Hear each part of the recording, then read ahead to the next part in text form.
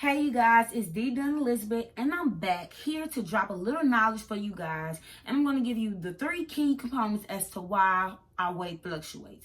And I know as women, sometimes we get on the scale and we see that it changes significantly, and we like, what do we do wrong? And instead of asking ourselves, what do we do wrong? We should start to figure out and understand our body more to see why this is normal and what we can do to manage this, okay? So with that being said, get ready for me to drop some knowledge and for me to blow your mind with these knowledgeable facts.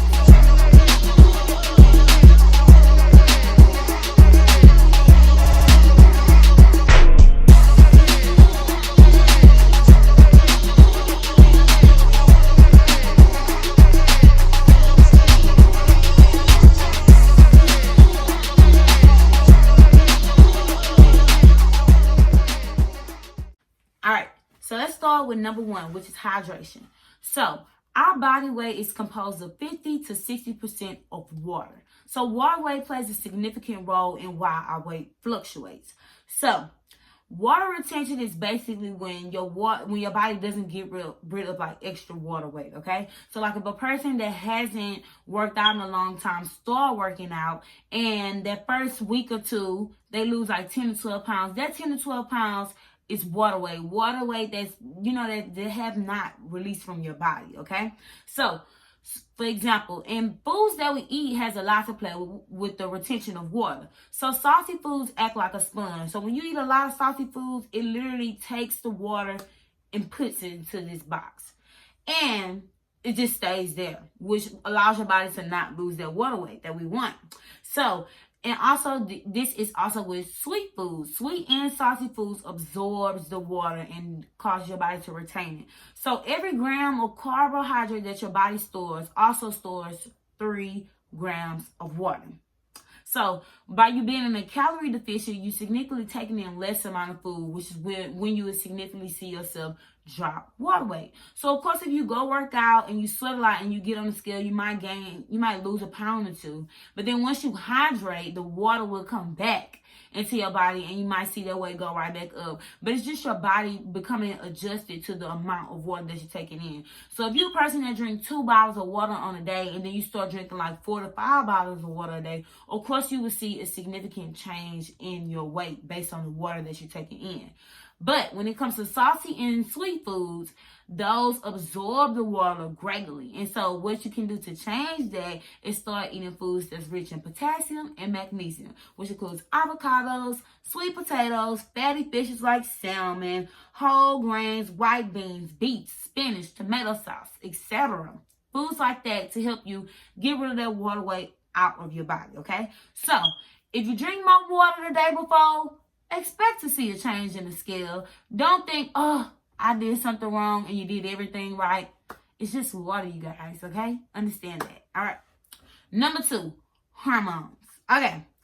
So let's talk about estrogen, you guys. What is estrogen? Estrogen is any group of steroid hormones which promotes the development and maintenance of basically being a woman, of the female characteristics of ourselves, okay? So high levels of estrogen can make your weight shoot up. And because it basically places a strain on your cell hormones that produce the insulin and manage your blood sugar. So when that's all off, then what?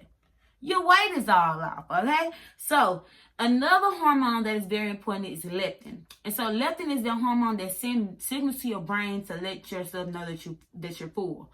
So when you eat too many sweet and salty foods, like foods that are high in fructose, which is found like fruits and processed food, that your body then turns that sugar into fat and your leptin level increases. So the higher your leptin level is, the more resistant your brain will become to getting that signal that you need to stop eating, okay? So reduce the amount of processed foods and high sugar level foods, and then your leptin level will stay at a nice steady pace. So when you're full, you get that signal like, okay, yeah, it's time for me to stop eating. So hormones can happen. Once the estrogen level go up, your weight is going to be a little bit off. And another time that we see this greatly that really makes me mad is when I'm on my period, like right now. My weight has naturally been like around 158. This morning I woke up, I was at 161. And I know why. It's because I started my period. So in general, you can expect to gain about 2 to 6 pounds when your period comes, because if you're going to be like me, eating a lot of extra because you're craving, that has something to do with it. And then plus, your body is just going through a lot. You have a lot of stress on your body just by being on your period. So, of course, the weight is going to go up. But as soon as your period is over, if you do everything you're supposed to, that weight will go right back down, okay? Number 3, the main one that I know we all battle with, and that's stress. I never realized how stress has so much to do with weight management. Like, anytime I stress too hard about my results or stress too hard about school, I never see any significant change in the scale because I'm stressing. Like, your body can't be calm enough and focus on what it's trying to do if you got too many mental, emotional barriers on your mind, okay? So let's talk about cortisol. What is cortisol, y'all? Cortisol is your body's main stress hormone, and it works with certain parts of your brain to control your mood, motivation, and fear. So, what does it do? When your cortisol levels help you manage how your body uses carbs, fats, and proteins, controls your sleep and wake cycle, and it also boosts energy so you can handle stress when it becomes overwhelming. So, when that's off, what do you think will happen? So, basically, when your cortisol level is high, it encourages blood sugar to convert into fat for long-term storage and increased weight. So most women that stress a lot, you'll see a lot of their weight stored right in their tummy, because there's stress from overtime, and it's turning into that long-term fat that takes forever to leave because it's full of stress. Baby, you can't stress that fat out. So the way to fix this is to practice stress management, which exercising, finding things that make you happy and overall makes your body feel good. Like, practicing stress management is very, very important. And a lot of people do not realize how much stress can cause your body to not reach the potential that it needs to be in. Okay? So, with that being said, let's go over the 3 quick key factors to what happens when your weight fluctuates. You could either be drinking too much water or eating too much salty foods that's causing your body to absorb the water and not letting the water release from your system, okay?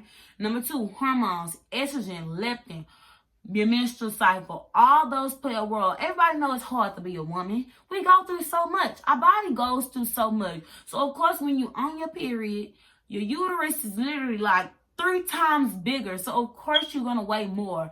And I think it's just like a habit of seeing like yourself work so hard just for that one time out the month for you to step on a scale and be like, now, why do you want to act like this? But it's our body. We have to accept it. Like, that's what we are. That's what our body does. And like I said, number 3, stress. You can't stress out over your weight. Don't stress out over things that you can't control. If you can change it, change it. But if you can't change it, control how it affects you. Control your attitude towards this situation. And just become a better version of yourself.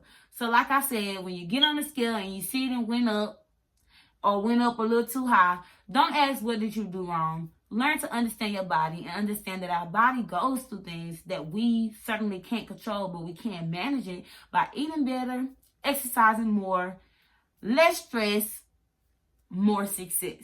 All right, so thanks for tuning in to this quick video.